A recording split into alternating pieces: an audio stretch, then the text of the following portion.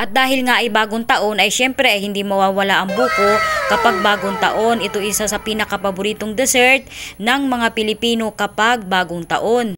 Ay kaya naman ay nag-umpisa na kaming kumuha ng buko. Nangawit na nga pala yung kapatid ko at kami na lamang daw yung masimot dun ay sa labak. Ay napakalayo naman at makabangon pa yung aming pagsimutan ng aming mga buko kukunin. Ay ito na nga yung aming mga sinimot na buko dun ay sa labak. Ay talaga namang napakalayo at napakaputik pa naman ngayon at umulan din sa amin. Ay ito'y abaakin na ni Kuya mamaya at para makayod na din namin. O ay masarap ba yan naman na rin sa buko ay yung sabaw lalo nga ni at bagong kawit lamang. Ayan o at yung aking pamangkin nga ay naglagay na dun sa 2 baso. Ay napakalaki pa naman ng basong nilagyan at talaga namang puno yan at ainumin daw ng aking kapatid mamaya. Kaya 2 baso ang dala niya.